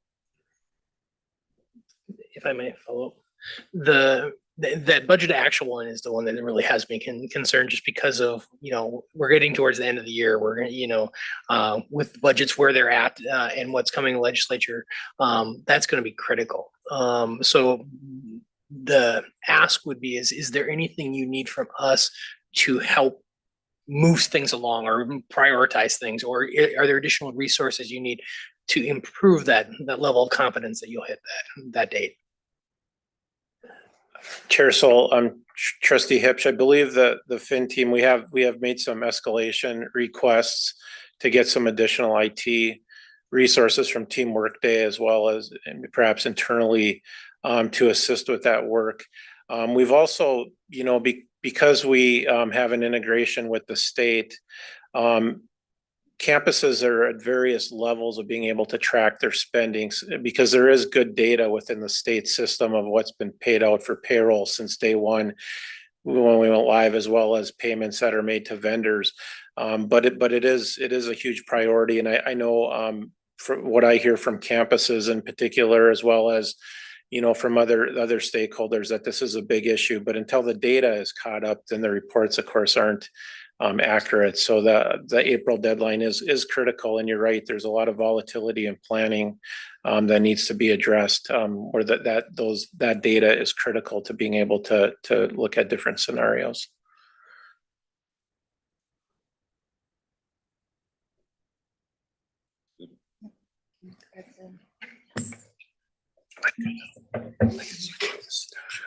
All right, we're going to switch up. So Senior Vice Chancellor Green Stephen will join us at the table for our student update.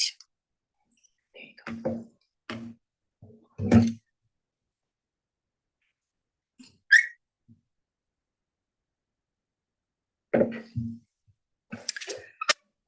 So to start with student update. So, as we think about approaching our Workday student implementation and really aligning the functions. We're really building off a baseline. And so one of the things that we're really trying to focus on is as common as possible, as different as necessary, and using our systemness to be able to work together through this implementation. So for more than a year, a team has been working to evaluate on current practices across a set of 58 areas that we received from Workday. And these areas represent the core functions of the student life cycle. So we're looking at academic records, we're looking at curriculum management, advising, financial aid. And so we brought together nearly about 30 matter experts across our colleges and universities to do this work. And I think it's important to note that in the implementation of student, the work has to happen on campus. We have to have the expertise for campus because it is the student experience. And so we tapped into our campus talent and we brought 30 subject matter experts together from our colleges and universities to begin to look at these 58 areas that we received from Workday and to begin to align them and check them off the list to make sure that we are in alignment. In most cases, the groups recommended aligning as much as possible to support the seamless student experience. Again, going back to as common as possible, as different as necessary. And a big part of that work was our companion projects. And our companion projects are any processes or software that will use data from or feed data into Workday student. And so our colleges and universities, and even at the system office, we cataloged more than 1,300 companion projects along with how each campus supports our student processes. And so I would say 1,300 is quite a bit, a large number. So again, going back to as common as possible, as different and necessary, looking at those 13 different ways we're doing things and how our students are engaging across our campuses. So as we think about the Workday student implementation, it gives us an opportunity to streamline and be more effective and efficient and really support students in being able to navigate not only their home campus, but navigate institutions within our system. Vice Chancellor, 1,300 companion projects.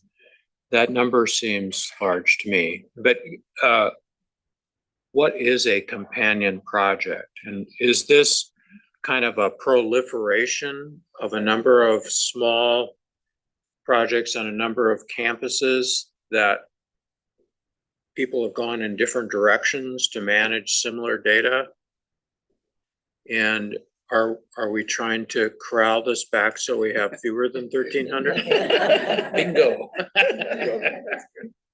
Great question. And I will phone a friend to explain a little bit, but companion projects are any process, whether that is technology, whether that's an application, whether that's a form, any process where we're using any type of data that we will need from Workday or any type of data we will put into Workday. And right now, based on those 7 modules of Workday that we will need an implementation of student across that, there are 1,300 different ways we're doing out of those 58 buckets that Workday has said we need to align. And there we go. The processes that Dr. Greensteven has just outlined, some of those are change management type items, right? Oh, we're going to change a process and align to be with Workday. But the pieces that we're really most concerned about are the upstream, downstream systems that we have to do integrations with Workday data. So if you have a separate third-party system, CRM happens to be one of those, and CRM is a perfect example because that's part of the initiative of trying to get as common as possible. It also adds risk because the change of trying to change your CRM system at the same time as changing your entire student system. Can you imagine? So we're trying to work that one out as doing that beforehand, before student go live. But we have to really go through that analysis for each and every one of these systems if we're going to standardize. So it is a very large body of work that needs to be managed and needs to needs a governing body for decision making, which we have in place already for the project with our vice chancellors and senior vice chancellor. Thank you, Mr. Chair. Of the 1,300, and I might not know the answer now, but I'd like to have an idea of timing on it.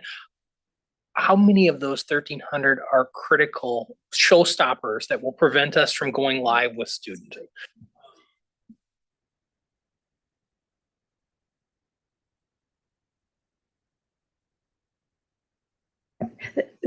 Thank you so much for the question. It's really this very similar process that we did with HCM and finance, where we had to go through that same process of collecting everything, then go through and prioritize and determine what is absolutely required and pull those forward so we can get those done. I have not been part of that work so far. And so we're going to start to look at that probably over the planning phase, which kicks off here. Not probably, we will be looking at through the planning phase, which kicks off in May of this year. We will be looking at the planning of companion project work. So we should know that probably the June timeframe. We should be able to give you lists of these are critical, these are things we can wait on, these are areas we want to standardize in, and bring that back. Yes, yes. Absolutely, because we need to tee up those decisions. Yes, thank you. Thank you, Chair. So I don't speak this language. And so, and it's maybe the hour of the day after lunch, but I need something a little more concrete. I have no idea what you're talking about, seriously. Okay, yep. Sure. Student service projects, it's not that I'm unfamiliar with them, but I have no idea exactly what you're talking about. So for someone like me who doesn't speak this language, just an example or two. Oh, go ahead. And perhaps as to how many of these 1,300 are Winona State. There's not as many as you'd think, but Chair Salt, the item, just to give you an idea of what we're talking about, and I'll talk about an HCM finance project because I think it's pretty tangible. So just to talk about two companion projects that went with HCM finance and how it works, you have an ID card. We have to have a process to take person records, which is people, and have that data in a card system. So you have to be able to pull that information down. Okay, that's great. I have a card. Well, guess what? You also have door lock systems all over campuses that these have to then be able to touch. And guess what? That door lock system needs to know who that person is, where they work, what rooms they need to get into, because they don't get into all of them. And then if someone from this, you terminate an employee, you have to immediately make it so this card no longer works and they cannot access certain buildings, or they may change jobs on campus. You need to change the rooms they have access on campus. These are all processes that exist outside of Workday, but they're a companion project because you have to integrate it with the information that sits within Workday. And that's what those companion projects are. An example within student would be early warning systems. So we have one on our campus when a student does not go to school or does not log into Workday or D2L, I'm sorry, for 30 days, it'll actually start giving you alerts that a student is not being persistent and not engaging in their course material. Well, that allows you then to follow up on the student to where they're at. And so that, if it's not built in Workday, would have to be a companion project, the alert system. And so those are the kinds of things. And we can get into, I'll just keep going. If you have a police on your campus, a companion system would be your ticketing and a system for cars that are parked improperly on campus, for example. Or your student conduct system would be an example of a companion project because we all have different conduct systems. So I could go on, but you'd be surprised. All those things have to talk together. All those things have to actually work and talk together. Thank you. That's Yep. what I needed. Okay.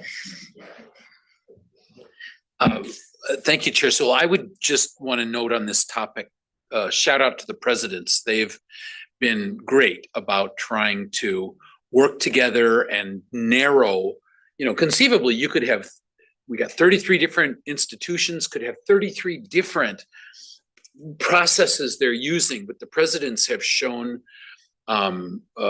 great enthusiasm for working together to try to get maybe 33 different processes down to 2 or 3 or even 1. So I want to thank the presidents for their participation in this.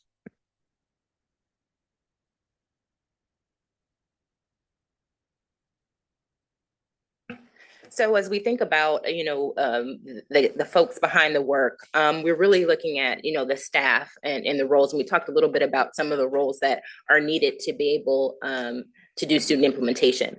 So we've hired leaders and project managers on the project, as well as staffing levels, and we're calling them coordinators.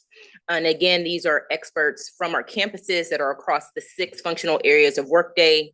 It's about 12 of those coordinators, and we appreciate those presidents that have given those folks on loan to the system office. And so they will be working across the 6 functional areas: our academic foundation, our student records, our advising, our financial aid, and our recruiting and admission modules of Workday. We had an additional kickoff with Team Workday as well as Minnesota State in February. And this really was an opportunity for the Minnesota State team to sit down and engage with our Workday colleagues. One of the things that we learned, lessons learned from HCM Finance, they didn't have that opportunity. I believe it was during the pandemic. So it really wasn't a lot of opportunity for a Workday team and the Minnesota State team to really get to know each other in a different way, as well as knowing who their partner or the person who kind of did the same work on the Workday team versus the Minnesota State team. So we were deliberate in bringing folks together. So, and a part of that, we launched an online and confirm project stage to really to develop baseline builds that we were to configure. And one of the things we wanted to do is we wanted to make sure that we did kind of a pilot. And so what we're doing is we're piloting with 2 institutions, a college and a university. And what we will do is we will use their data to be able to work within Workday and its functionality. And we think that, that's a good piece before we take it to scale. And so we'll be doing that on the Workday week. We have not identified, well, we have identified the college and university, but we won't share that today because we have not approached those presidents. So we will do that privately. And so they won't hear it for the first time here. But that will help us kind of pilot that information and again, using their data to be able to support the configuration. I don't know if there's anything else we need to add to that. Okay. So during the first week of March, we also had nearly 70 people that came to the system office, 30 folks from Team Workday, about 40 from Minnesota State. And really it was to wrap up the pre-planning. We've done pre-planning for the last 18 months. And so really just to jumpstart we're now into the implementation phase. And so really, again, was an opportunity to think about alignment, to bring all the different coordinators that we've hired over the last year and a half, all the different pieces and the parts together to really start to plot out what are next steps, what are those pilot configurations, and just really, again, meet and greet and just to get our game plan together with everybody in the room. So some of our upcoming student project activities. As we think about information gathering for baseline builds to pilot our college and our university configurations, we're in the midst of gathering additional information on student-related processes that will inform the configuration process. And that also includes those initial technical information about data conversion and reporting. And so I will, that's a little over so I will have to kick that over as we talk about conversion and reporting to our project manager. Yeah, if you sure. With the pilot groups, the college and university that are chosen, we'll be using those as Senior Vice Chancellor Green-Steven has said to do our data conversion for them.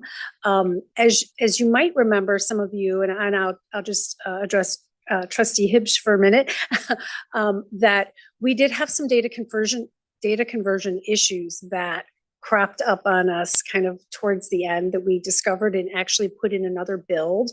So I'm really excited that Mark Malachek and his team are not just looking at the data from those 2 institutions right at the beginning. He's actually staging the data from all the institutions. So we can do validation on data right now as we go, not right this minute, but as we go.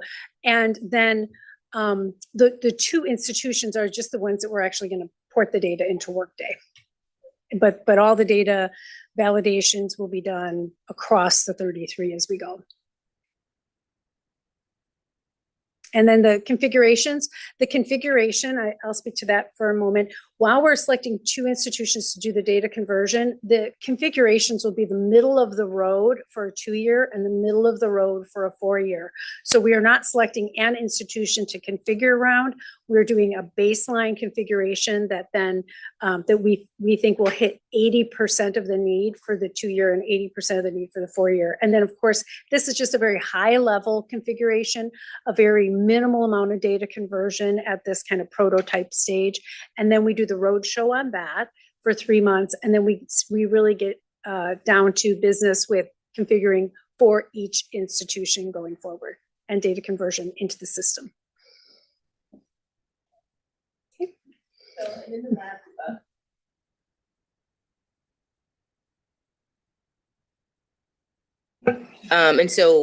one of the things that we are working on as we think about change management, not only within the system office, but change management within the project, and more specifically change management in student, we are having a session with our leadership council in June to talk through change management, to talk through what may look different as we think about the different functional areas of Workday Student. So we know change management is going to be a significant part of not only how students engage with Workday, but also how our staff works with Workday. And so we are beginning to think through how do we begin to have webinars, workshops, demos, so that folks are going to be able to see how the need for reskilling in some spaces, but also the support that Workday will help them to do their day-to-day. And so some of the feedback that we've gotten from our ASIM in finance was training materials. And so we know that is also a part of our change management. And so we're working on training materials as well. What does that look like for a student? What does that look like for staff? What does that look like for leadership?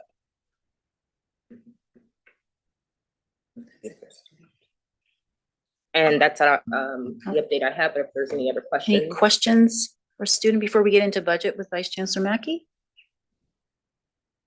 Okay, Vice Chancellor Mackey. Or I can cover it if you want me to. It's very simple, but that's up to you. Okay. He's like, I'll give that one to you. Just really quickly, as you know, what would be a NextGen presentation if we didn't talk about budget? And just wanted to give you the highlight here. It will get more detailed as we move along. As you know, we just got started with Workday Student. So this is the breakdown right from the November 2024 approved budget. And just want to make sure you understand that these are the figures that you see here. And again, we will have more detail for you as we move through the rest of the project. So we just wanted to make sure that you're at least seeing this and we keep it as a regular part of our presentation. So that's what we have. Unless Vice Chancellor Mackey would like to add any additional detail at this time. You're good?